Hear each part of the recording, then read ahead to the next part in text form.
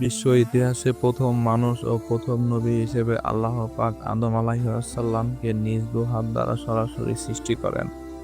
মাটির সকল উপাদানের নির্যাস একত্রিত করে আঠালো ও পোড়ামাটির ন্যায় শুষ্ক মাটির তৈরি সুন্দরতম রূপ দিয়ে আল্লাহ তাআলা আমাদেরকে সৃষ্টি করেছেন।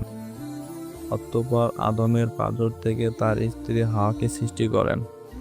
আর এ কারণেই স্ত্রী জাতি স্বভাবগতভাবেই পুরুষ জাতির অনুগামী ও পরস্পরের প্রতি আকৃষ্ট। অতঃপর স্বামী স্ত্রীর মাধ্যমে যুগ যুগ ধরে একই নিয়মে মানব বংশ বৃদ্ধির দ্বারা অব্যাহত রয়েছে। কোরআনে বর্ণনা অনুযায়ী প্রথম দিন থেকে মানুষ পূর্ণ চেতনা ও জ্ঞান সম্পন্ন সভ্য মানুষ হিসেবে যাত্রা শুরু করেছে এবং আজও সেভাবেই তা অব্যাহত রয়েছে।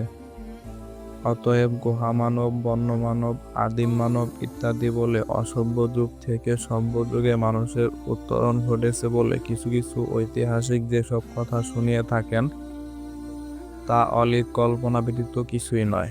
সূচনা থেকে এ যাবৎ এই দীর্ঘ পথ পরিক্রমায় মানুষ কখনোই মানুষ ব্যতীত অন্য কিছুই ছিল না। মহান আল্লাহর অসীম জ্ঞান ও ক্ষমতা সারা বিশ্বজগতের সৃষ্টিতে প্রতিফলিত হয়েছে। কোরআন মাজিদে আল্লাহ বারবার আমাদের তার সৃষ্টি সম্পর্কে গভীর চিন্তা ও পর্যবেক্ষণ করতে আহ্বান জানিয়েছেন। কোরআনে বর্ণিত হয়েছে, তিনি আসমানসমূহ ও জমিনের স্রষ্টা। এই মহাবিশ্বের প্রতিটি অংশ যেমন আকাশ, পৃথিবী, চন্দ্র, সূর্য, নক্ষত্র, পর্বত, নদী, গাছপালা, জীবন সহ সবাই মহান আল্লাহর নিখুঁত সৃষ্টির এক অনন্য নিদর্শন, যে সৃষ্টিতে কোনো ভুল ত্রুটি নেই। কোরআনে বর্ণিত হয়েছে, যিনি সাত আসমান স্তরে স্তরে সৃষ্টি করেছেন। পরম করুণাময়ের সৃষ্টিতে তুমি কোনো অসামঞ্জস্য দেখতে পাবে কি? তুমি আবার দৃষ্টি ফেরাও, কোনো ত্রুটি দেখতে পাও কি? সূরা মুল্ক ৩।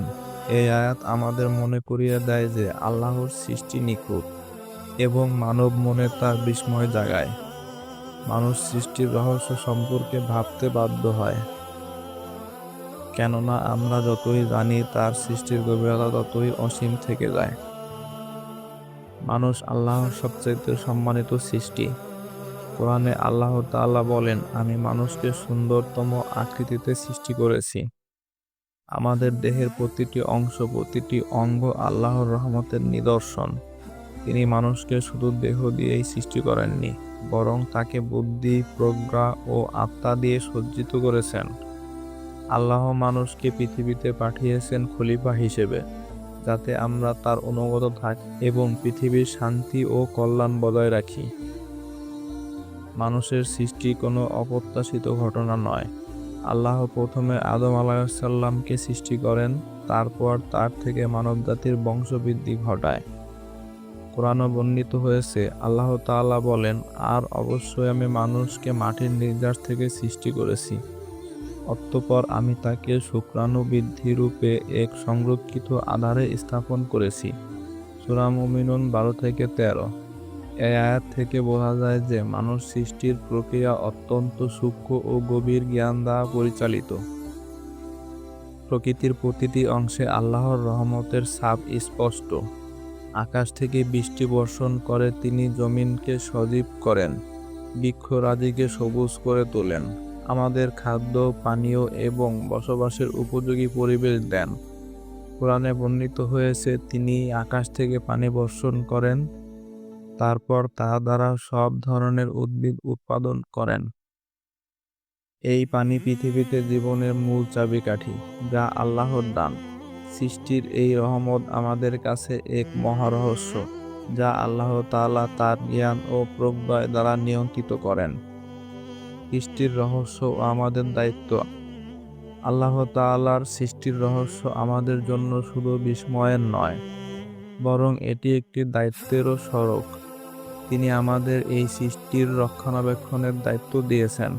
কোরআনে বর্ণিত হয়েছে, আল্লাহ তাআলা বলেন, নিশ্চয়ই আমি পৃথিবীতে খলিফা সৃষ্টি করেছি।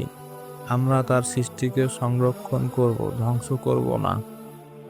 মানুষ হিসেবে আমাদের কর্তব্য হলো আল্লাহর রহমতের প্রতি কৃতজ্ঞ থাকা, তার সৃষ্টি নিয়ে চিন্তা করা এবং আমাদের জীবনকে তার ইবাদতের মাধ্যমে সঠিক পথে পরিচালিত করা। আল্লাহ তাআলা সৃষ্টির রহস্য আমাদের জন্য এক মহাবিস্ময় ও প্রত্যয়ের আধার। আমরা যতই তার সৃষ্টি নিয়ে চিন্তা করি, ততই আমাদের ভেতরে তার প্রতি ঈমান ও আনুগত্য বৃদ্ধি করে। আমাদের দায়িত্ব হলো তার সৃষ্টি সম্পর্কে চিন্তা করে তাকে স্মরণ করা এবং তার নির্দেশিত পথে চলা।